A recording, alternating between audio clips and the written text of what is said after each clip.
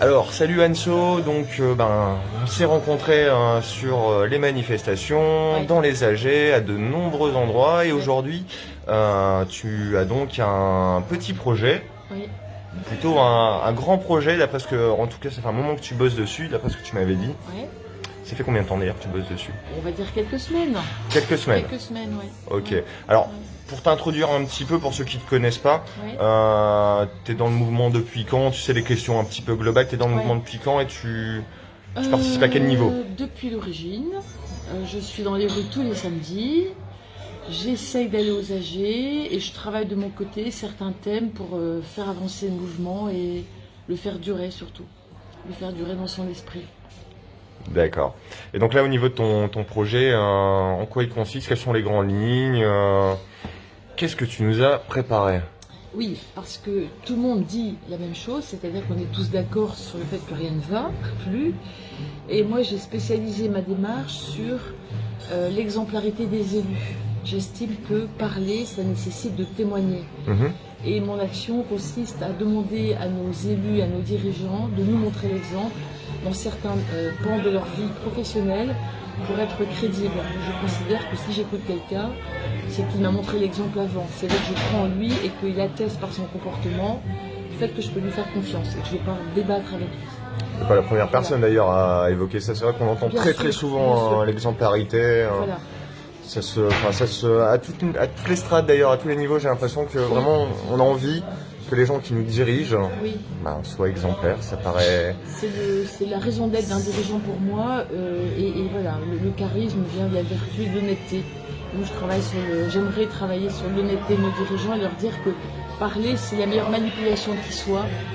Ils parlent tous très bien, ils ont tous des arguments extraordinaires, mais au niveau de la crédibilité, il y a un vrai problème. D'accord. Ils maîtrisent la forme, mais peut-être un petit peu moins le fond, peut-être. C'est un métier de maîtriser la forme en politique, c'est un vrai métier. Par contre, être honnête, c'est un métier d'homme.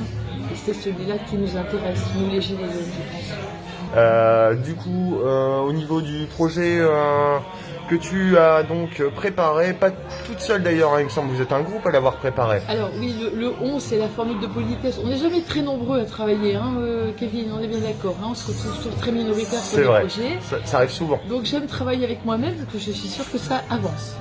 Alors voilà, je trouve qu'on a besoin de projets un peu fun, un peu esthétiques, un peu sympathiques, qui nous fassent du bien à tous pour incarner nos idées. Alors, mon idée à moi, c'est de demander à nos élus de montrer l'exemple. Donc, j'ai repris la satire de l'abolition des privilèges. C'est évident qu'on n'est plus dans la même époque que la monarchie, mais je me suis dit que l'image de la monarchie était une image intéressante au niveau visuel pour incarner l'écart scandaleux des richesses. En termes de symbolique, donc, symbolique forte. Ça part tout seul. Et mon projet, c'est de créer un cortège royal de gilets jaunes, déguisés en prince et en princesse. Les femmes aiment beaucoup ça d'ailleurs. Pour déjà incarner visuellement le faste, l'opulence indécente par les temps qui courent. Voilà, déjà le costume, c'est déjà l'action.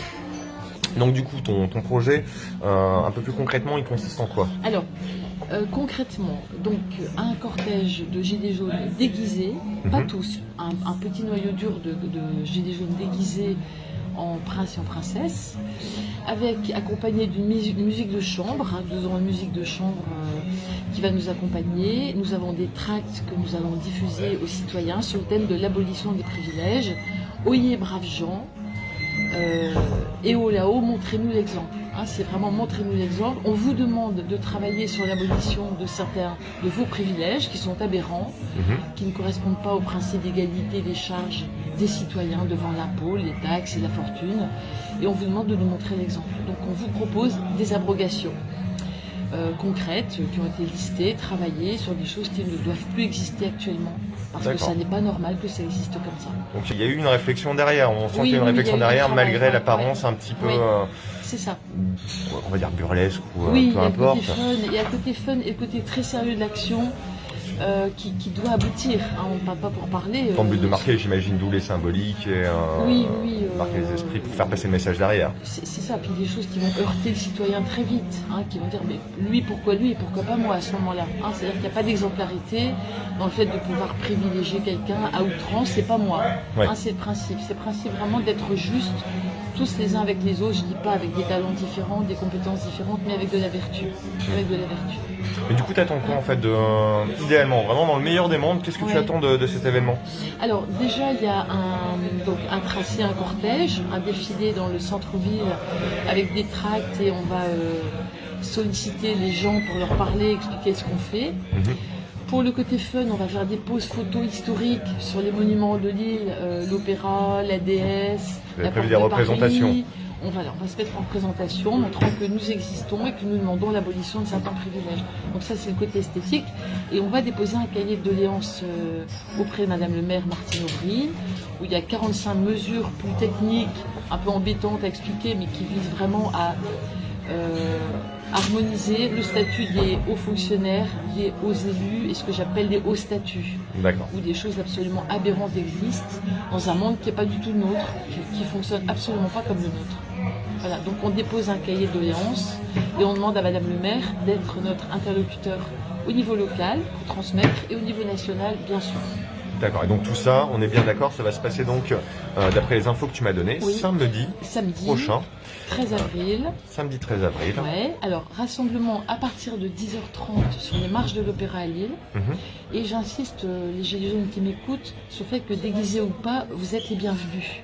Les déguisements, c'est compliqué parce qu'on veut que ce soit joli. On les a déjà prévus pour certains. Si certains veulent venir non déguisés et uniquement avec leur gilet, ils nous aideront à diffuser les tracts et à faire le cortège royal dans les rues. Donc tout le monde est bienvenu en tant que gilet jaune, bien sûr.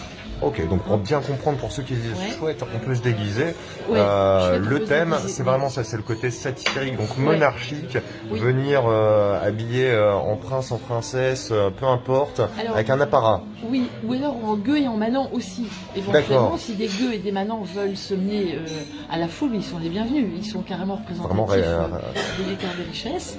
Il y a des petites choses simples à comprendre, on peut prendre un parapluie, mettre des rubans de crépon jaune dessus et hop, on a une ombrelle de princesse, on peut se déguiser très simplement. L'état d'esprit, c'est mettre un petit quelque chose qui ne fasse pas comme d'habitude. Bon, par exemple, si on est une équipe de 10 potes avec mon tablier, faire comme si on était votre cour, on peut faire comme tel et débarquer et faire ça, par exemple. Avec grand plaisir. Par exemple. J'ai prévu un nombre de manifestants suffisant pour avoir le droit d'intégrer au cortège. Mais bon, le petit noyau dur sera déguisé en prince, en princesse, et on ne demande pas mieux d'avoir des serviteurs, des gilets jaunes, qui ont compris l'état d'esprit. Il y aura des confettis achetés, il y aura des tracts à distribuer. Il y aura de l'ambiance à mettre parce qu'on est des gilets jaunes quand même. Bon, le parcours est déclaré. Du Nord en plus. Et du Nord en plus. Le parcours est déclaré, donc tranquille, pacifique, c'est vraiment l'objectif. On veut faire autre chose que l'habituel pour durer dans le temps.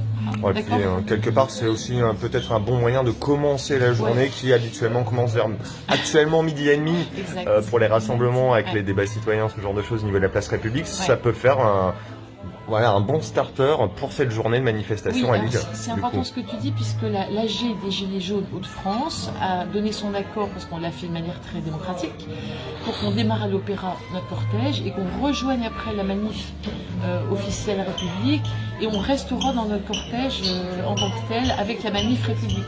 Donc on va rester le cortège d'abolition des privilèges et on va défiler avec tout le monde après. Et on continuera à distribuer les tracts, à être présent. On sera identifié comme une nouveauté rigolote dans le cortège de la République. Enfin, pas que rigolote, c'est pas que pour rire ce qu'on fait. Non, ça c'est la forme. C'est sérieux.